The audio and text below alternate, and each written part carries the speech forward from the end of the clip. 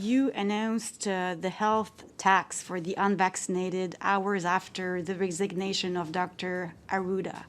And now you're backtracking a few hours. The Angus Reid poll comes, the poll comes with the results that Quebecers are fed up with public health measures, and we have convoys of truck drivers coming. And you're asking Quebecers to trust your judgment today and trust you? Well, first, the decision regarding the healthcare contribution has nothing to do with Dr. Arruda. That's the first point. Second point, I started discussion with different people last week about the health contribution, about the possibility of not tabling the bill, because we see since a few days, maybe even a few weeks, that the situation, first, mental health, second, some people are very nervous, stressed about the situation, and I think it's about time that we put all Quebecers together. I don't like to see like we saw last weekend and last week, some people against other people, I don't like that. I think, yes, I have to make sure that I protect the health of Quebecers, but I have also to protect the peace in our society. So you're backtracking with the health tax because you fear losing control. That's not what I would say.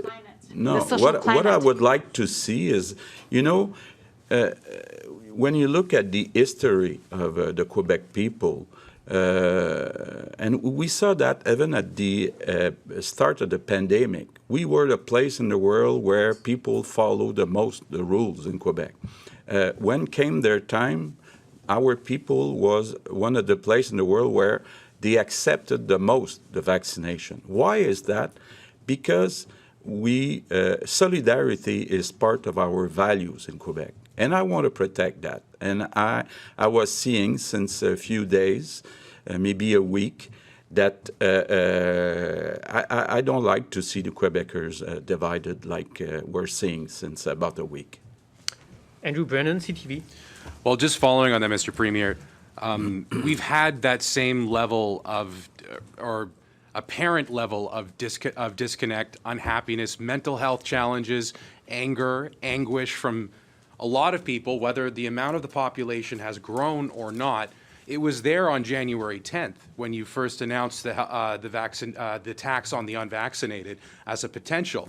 It was there when we started talking going back to in December about how many people we could have for Christmas or not. And it was there a year ago. It was there 23 months ago when we first started, and it was 2 weeks, and then not 2 weeks. Flattening the curve became something different.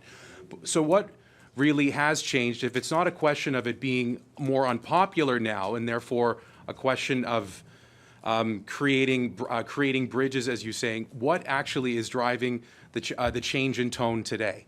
But there are many things. First, we have to balance physical health and mental health, all right? It's a very fragile balance between the two objectives. Since January the 10th, there was a decrease in the number of hospitalization.